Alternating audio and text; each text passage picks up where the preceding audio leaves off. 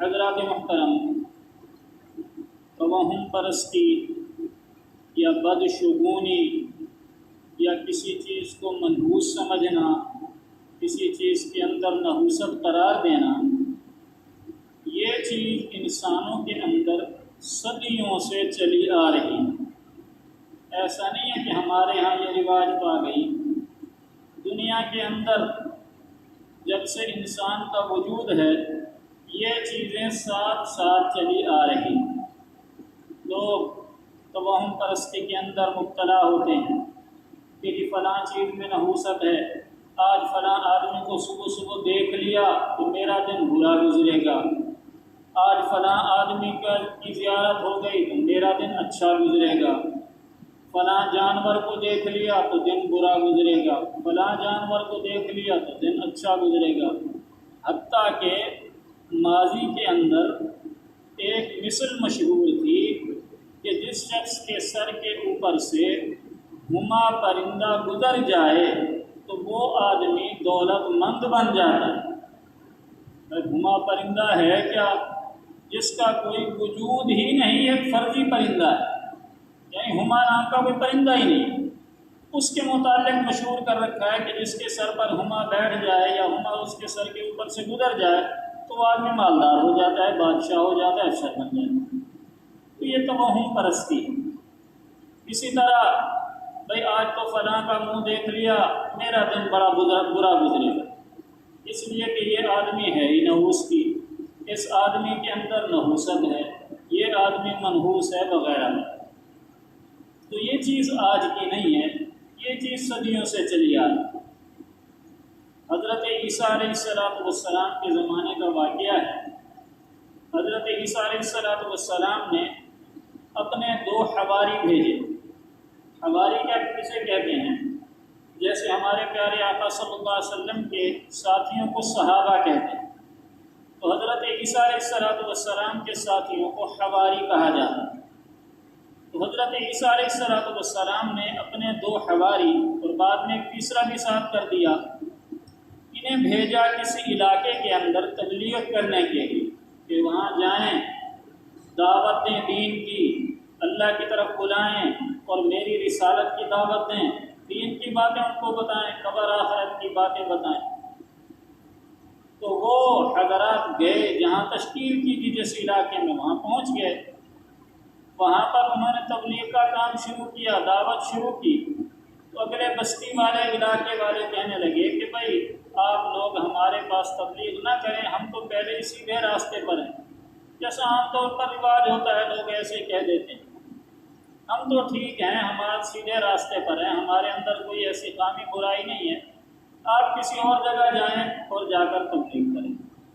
وہ حضرات وہاں رکے رہے، اور اس دوران ان حضرات میں سے کسی نے اس علاقے والوں کو جب دیکھا کہ بالکل نہیں مان رہے تو اللہ سے دعا کی، بد دعا کی، تو اس کا اثر یہ ہوا کہ علاقے کے اندر قحط پڑ گیا، بارشیں بند ہو گئیں، چیزیں خراب ہونا شروع ہو گئیں، تو قحط اور کال کا جو ہے وہ ماحول بن گیا۔ اب بجائے اس کے کہ بستی والے، علاقے والے اللہ کی طرف رجوع کرتے، توبہ کرتے کہ ہم نے باہر سے آئے ہوئے مہمانوں کی ناقدری کی ہے، اس کی وجہ سے یہ چیزیں آئیں، الٹا انہی کے اوپر سوار ہو گئے کہ یہ تمہاری نحوست کی وجہ سے ہوا۔ قالوا انا تطیرنا بکم لئن لم تنتہوا لنرجمنکم وليمسنکم منا عذاب علیم۔ سورۃ یاسین کے اندر 22ویں پارے کی آخری آیات ہے۔ کہنے لگے کہ یہ تو تمہاری نحوست ہے کہ ہمارے علاقے میں قحط پڑ گئے۔ حضرت عیسیٰ علیہ السلام کے حواریوں کے بارے میں کہا کہ تمہاری نحوست کی وجہ سے علاقے میں کال پڑ گیا، قحط پڑ گیا۔ قالوا طائرکم معکم فإن ذکرتم بل انتم قوم مسرفون۔ تو ان حواریوں نے کہا کہ بھائی نحوست ہمارے اندر نہیں ہے، نحوست بد اعمالی کی ہوتی ہے۔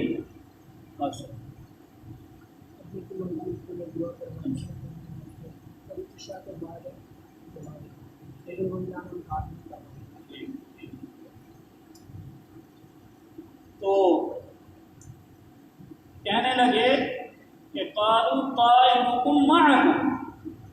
نحوست تو تمہاری بدعمالی کی ہے، اور احادیث کے اندر بھی آتا ہے کہ نحوست کوئی چیز نہیں ہوتی، نحوست تو بدعملی ہوتی ہے۔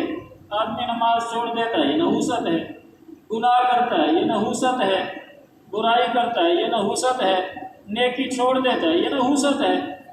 نحوست نام کی کسی چیز کا کوئی وجود نہیں ہے، بلکہ آدمی کی بدعملی ہی نحوست ہے۔ تو میں یہ عرض کر رہا ہوں کہ ایسا شریعت کے اندر، دین کے اندر اس چیز کا کوئی تصور نہیں۔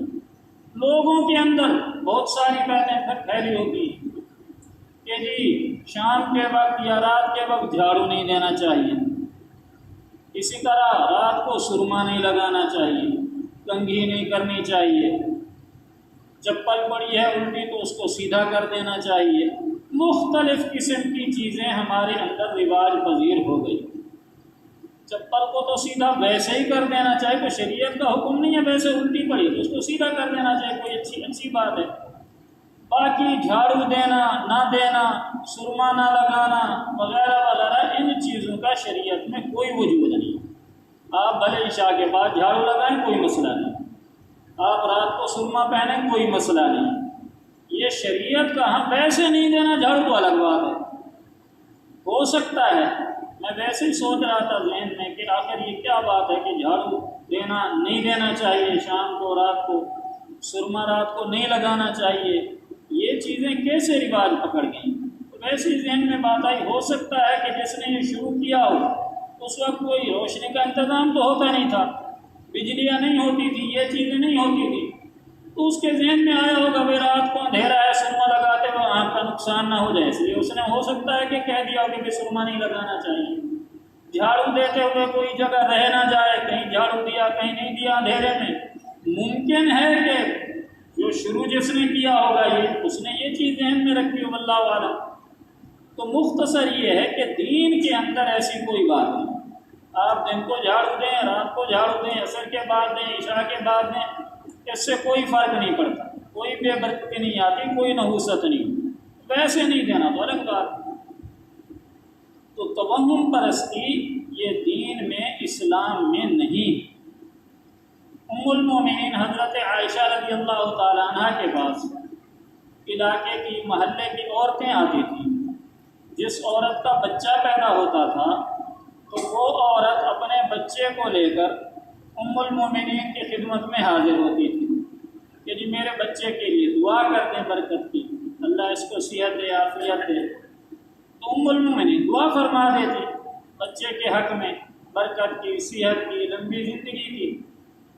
ایک مرتبہ ایک عورت بچہ لائی اور دیکھا ام المومنین رضی اللہ تعالی عنہ نے کہ بچے کے سر کے نیچے، کپڑے کے نیچے یا تکیے کے نیچے چھری رکھی ہے، چھری یا اس طرح لوہے کی کوئی چیز تھی۔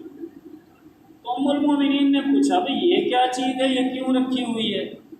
تو عورت کہنے لگی کہ اس سے جنات سے حفاظت ہوتی ہے، جادو سے، بھوت پریت سے، سائے سے حفاظت ہوتی ہے، اس لیے ہم نے یہ چیز رکھ رکھی ہے۔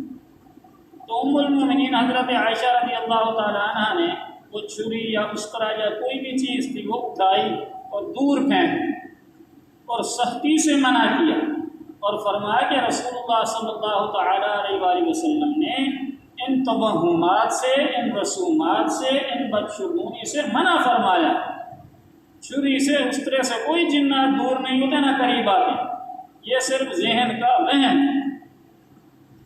ہمارے یہاں بھی ہوتا ہے شادیوں میں دولہا میاں نے چھری پکڑ رکھی ہوتی ہے، پتہ نہیں وہ بھی اسی عبادت کے لیے ہوتی ہے، کس لیے ہوتی ہے۔ بہرحال دین میں، شریعت میں ایسی کوئی چیز نہیں، رواج کہہ سکتے ہیں اس کو۔ اور ایک دفعہ حضرت ابو ہریرہ رضی اللہ تعالیٰ عنہ سے روایت ہے، کہتے ہیں کہ ہم لوگ حج پہ جا رہے ہیں، مدینہ منورہ سے مکہ مکرمہ کی طرف سفر کر رہے تھے۔ حضرت عمر رضی اللہ تعالیٰ عنہ کا زمانہ تھا، امیر المومنین حضرت عمر رضی اللہ تعالیٰ عنہ بھی ساتھ تھے، یعنی قافلے کے امیر وہی تھے۔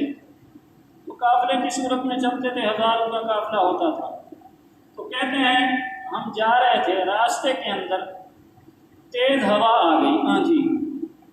جب تیز آندھی آئی اور کافی دیر آتی رہی تو حضرت عمر رضی اللہ تعالیٰ عنہ نے اپنے دائیں بائیں جو ان کے قریب ساتھ تھے ان سے پوچھا کہ بھئی آپ میں سے کسی کو معلوم ہے کہ رسول اللہ صلی اللہ تعالیٰ علیہ وآلہ وسلم کا اس آندھی کے متعلق کیا فرمان ہے، اس تیز ہوا کے متعلق کیا فرمان ہے؟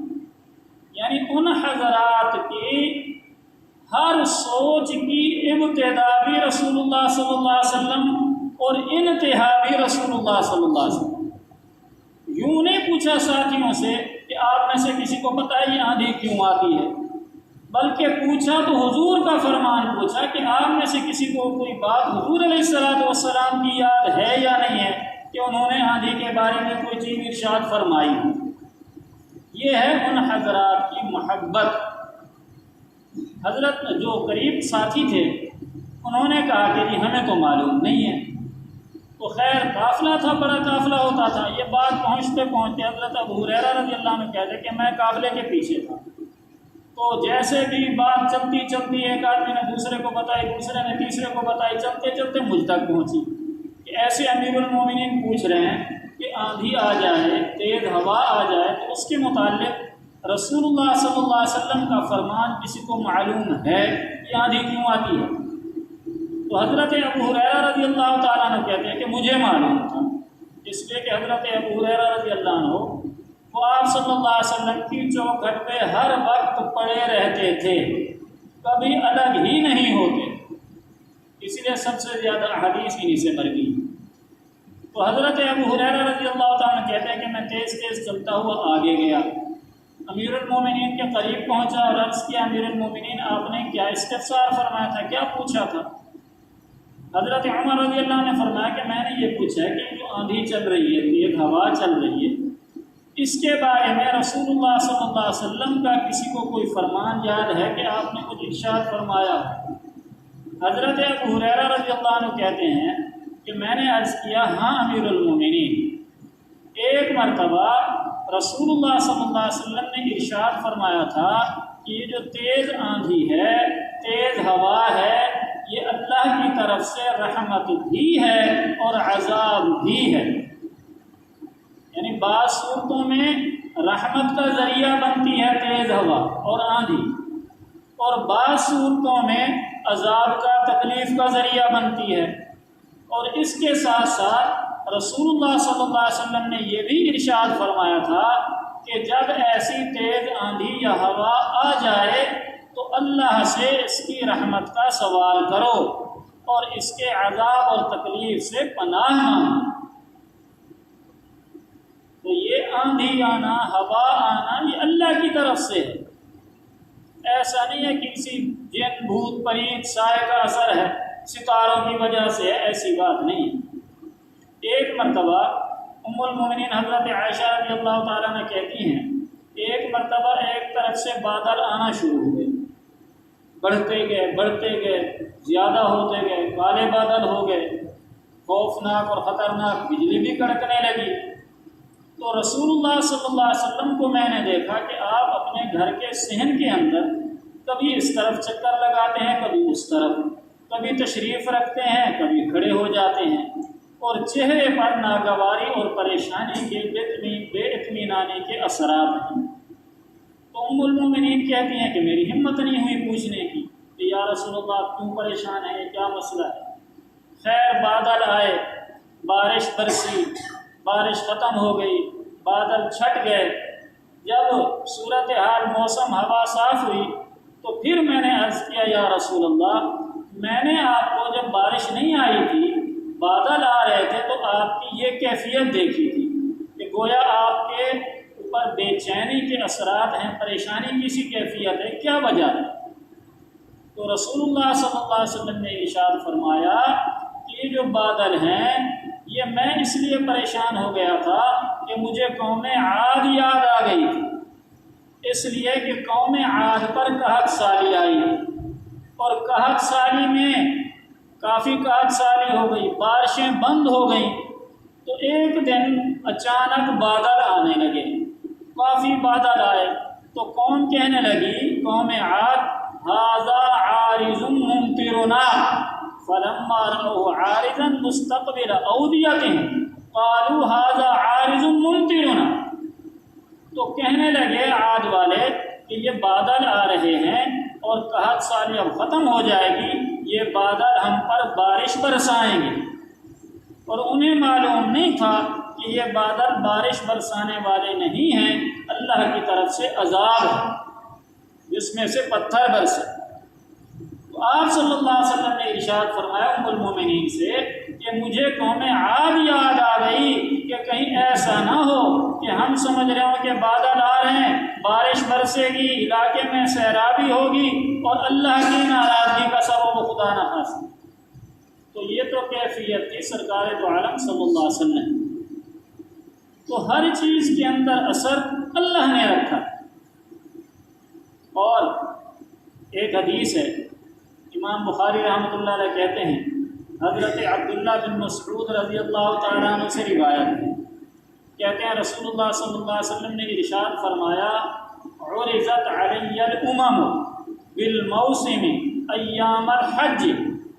رسول اللہ صلی اللہ علیہ وسلم نے ارشاد فرمایا کہ حج کے موقع پر، حج کے موسم میں مجھے تمام امتیں دکھائی گئیں۔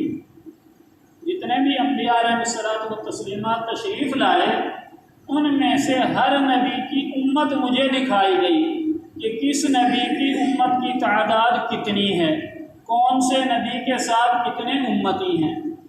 عرضت علی الامم بالموسم ایام الحج، حج کے دنوں میں، حج کے موسم میں مجھ پر امتیں پیش کی گئیں، مجھے دکھائی گئیں۔ فَأَعْجَبَنِي كَثْرَةُ أُمَّتِي، تو میں نے جب اپنی امت کو دیکھا تو میری امت کی تعداد باقی امتوں میں سے سب سے زیادہ تھی، میری امت سب امتوں سے زیادہ تھی۔ تو یہ چیز دیکھ کر مجھے خوشی ہوئی۔ فَأَعْجَبَنِي كَثْرَةُ أُمَّتِي، میری امت کی کثرت نے مجھے خوش کر دیا، میں مسرور ہو گیا، خوش ہو گیا کہ چلو میری امت کی تعداد اتنی زیادہ ہے۔ قد ملأ السہل والجبل، میری امت نے میدان بھی بھر رکھے تھے۔ سہل کا مطلب نرم زمین یعنی میدانی علاقہ، میری امت کی وجہ سے میدان بھی سارے کے سارے بھرے ہوئے تھے، والجبل، اور پہاڑ بھی سارے کے سارے بھرے ہوئے تھے۔ میں جدھر بھی دیکھتا ہوں، میدانوں کی طرف دیکھتا ہوں تو میری امت نظر آتی، پہاڑوں کی طرف دیکھتا ہوں تو میری امت نظر آتی۔ فَأَعْجَبَنِي كَثْرَةُ أُمَّتِي قَدْ مَلَأُ السَّهْلَ وَالْجَبَلَ، کہ مجھے میری امت کی کثیر تعداد نے خوش کر دیا جنہوں نے پہاڑ اور میدان سب کو بھر رکھا تھا۔ قالوا، تو آواز آئی، فرشتوں نے عرض کیا، ارضیت یا محمد، کہ اے پیارے حبیب صلی اللہ علیہ وسلم، کیا اس منظر سے آپ خوش ہیں، آپ راضی ہیں کہ آپ کی امت اتنی زیادہ ہے، باقی انبیاء کی امتوں کی تعداد کم ہے؟ قال ای ربی، میں نے کہا کہ ہاں میں بڑا خوش اور راضی ہوں کہ میری امت کی تعداد سب سے زیادہ ہے۔ اس کے بعد اگلا فرمان کیا ہوا؟ قالوا، اللہ کی طرف سے فرشتوں نے عرض کیا، فَإِنَّ مَعَ هَؤُلَاءِ، یہ جتنے لوگ آپ کو نظر آ رہے ہیں، آپ کی امت کے جتنے افراد آپ دیکھ رہے ہیں، فَإِنَّ مَعَ هَؤُلَاءِ 70,000 يَدْخُلُونَ الْجَنَّةَ بِغَيْرِ حِسَابٍ، کہ یہ جتنے لوگ آپ دیکھ رہے ہیں ان میں سے 70,000 افراد ایسے ہیں جن کو اللہ تعالیٰ بغیر حساب کتاب کے جنت میں داخل فرمائیں، ان سے کوئی حساب نہیں ہو، نہ نماز کا، نہ روزے کا، کسی چیز کا حساب نہیں ہو۔ اور علماء کہتے ہیں 70,000 سے مراد یہ نہیں کہ صرف 70,000 کی تعداد، بلکہ 70,000 سے مراد یہ ہے کہ 70,000 اقسام کے افراد، گویا کتنی تعداد ہو جائے گی؟ فَإِنَّ مَعَ هَؤُلَاءِ 70,000 يَدْخُلُونَ الْجَنَّةَ بِغَيْرِ حِسَابٍ، کہ ان کے ساتھ 70,000 لوگ ایسے ہیں ان میں سے جو بغیر حساب کتاب کے جنت میں داخل ہوں گے۔ پھر آگے ان لوگوں کی نشانی بتائی۔ خوش تو ہر آدمی ہو جاتا ہے کہ میں بھی انہی 70,000 میں سے ہوں، لیکن آگے شرط بتائی کہ ان 70,000 کی شرط کیا ہے، وہ پائی جائے گی تو جنت میں جائیں گے بغیر حساب، وہ نہیں پائی جائے گی تو پھر حساب کتاب ہوگا، اور اگر حساب کتاب شروع ہو گیا تو پھر پھنس گئے۔ اس لیے حدیث میں آتا ہے اللہ سے اللہ کا فضل مانگو، عدل و انصاف نہ مانگو کہ میرے ساتھ انصاف کرو، بس میرے ساتھ فضل کا معاملہ۔ آگے پھر بتائی 3 چیزیں کہ 3 علامتیں ہیں ان کی، وَهُمُ الَّذِينَ لَا يَسْتَرْقُونَ وَلَا يَبْتَغُونَ وَلَا يَتَطَيَّرُونَ، کہ یہ 3 علامتیں جن کے اندر ہوں گی وہ جنت میں بغیر حساب کتاب کے داخل ہوگا۔